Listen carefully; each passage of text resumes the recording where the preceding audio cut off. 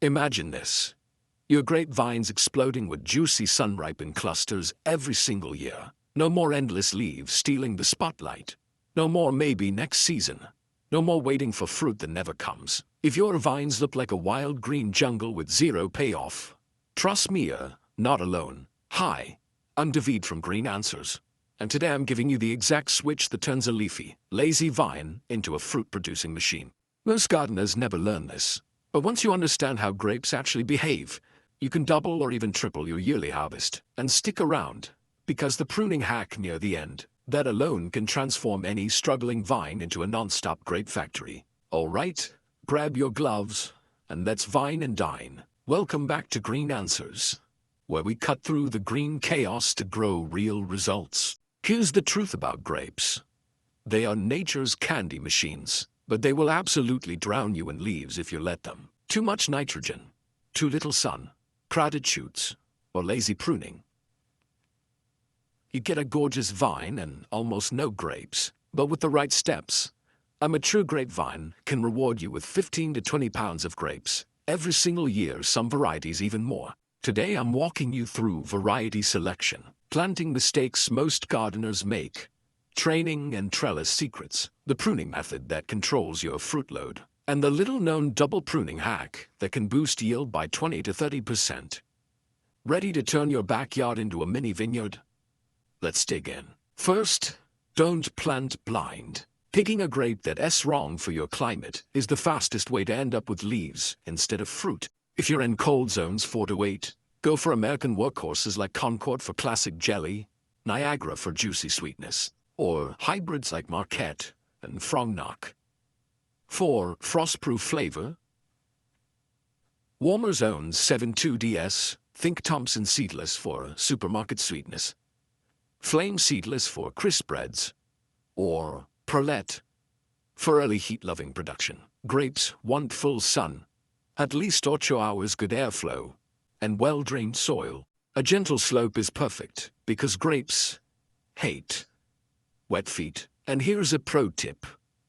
Skip loading the planting hole with compost. Grapes become tougher and more productive when the roots grow in native soil instead of a nutrient buffet. You can plant in spring or fall, just make sure you have 6 frost-free weeks ahead. Dig a wide, shallow hole, about 12 inches deep, and space vines 6 to 8 feet apart so they don't fight for sunlight.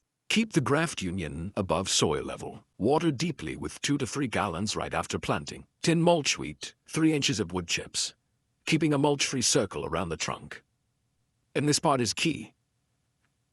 Prune that new vine down to just 2 or 3 buds. It feels harsh, but it forces the vine to put its energy into root growth instead of weak top growth. Strong roots now mean heavy fruit later. This is how you set up future harvests. Next up, your vine needs structure, or it becomes an unmanageable tangle. Build a simple 2-wire trellis with posts 8 feet apart, 1 wire at 3 feet, and 1 at 5 to 6 feet. In year 1, train a single strong shoot upward to form the trunk. In year 2, let 2 side branches grow horizontally across the lower wire to become your cordons. Tie everything gently, use stretchy ties, and check monthly so nothing gets strangled as the vine thickens. Arbors look pretty for shade, but if you want easy pruning, airflow, disease control, and maximum fruit, trellises win every time. Now let's talk about the magic. Dormant pruning in late winter. Grapes fruit on new wood-fresh shoots that grow this year from canes that grew last year. That means if you don't prune, you don't get grapes. For most American varieties, cane pruning is the best. Pick 2 to 4 pencil-thick canes from last year as growth on each cordon, and keep only 8 to 12 buds on each. Remove the rest. For European varieties, spur pruning works better. Keep short spurs with 2 to 3 buds each. This is the single biggest factor in fruit production, because pruning determines how many fruiting shoots the vine will produce in spring. When summer hits, keep things open and airy. Remove weak shoots with no flower clusters. Space out the remaining clusters so they don't touch. Thin, crowded shoots to boost sunlight and airflow. Tie vigorous shoots upwards so mildew can't take over. Better air circulation means healthier vines and sweeter grapes, because the sugar concentration improves with sunlight exposure. Now, for the endless harvest hack. Double pruning. Most gardeners don't even know this exists. In early spring, when buds are still tiny, go back over your selective fruiting canes, remove the base buds, and any inward-facing buds. Leave only outward-facing buds. This reduces shoot competition and sends more energy directly into your grapes instead of into wasted leaves. The result? 20 to 30% more fruit, often bigger and sweeter. I've seen vines jump from 5 pounds to 15 pounds of grapes in a single season just from this one trick. It feels like plant witchcraft, but it's real.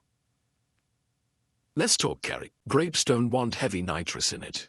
Creates leafy monsters. Just use a 2-inch layer of compost once a year. If leaves look pale, give a ½ pound of balanced organic fertilizer in spring and stop there. Water young vines deeply once a week, but mature vines only every 10 to 14 days. Drip irrigation is perfect because it keeps leaves dry and roots moist. For pests, airflow destroys mildew before it starts. Handpeck beetles.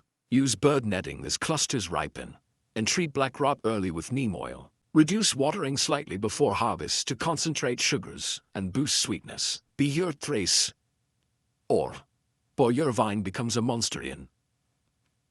The best way, harvest in the cool morning when clusters are firm and seeds are brown. Taste test your grapes. The vine doesn't care about calendars. Store clusters in perforated bags for 1 to 2 weeks and enjoy the endless jars of jelly, juice, raisins, or even backyard wine. One vine can keep your kitchen stocked all season long, and there you have it. Green Warrior's your complete blueprint to bury the leaves and unleash great glory. That double pruning method alone is a total game changer for anyone tired of leaf jungles and empty vines. If this video fired you up, smash that like button. Subscribe to Green Answers for weekly green gold, and hit the bell so you never miss a harvest hack. Got a grapevine disaster story or a favorite variety recommendation? Drop it in the comments. Let's grow together. Plant smart.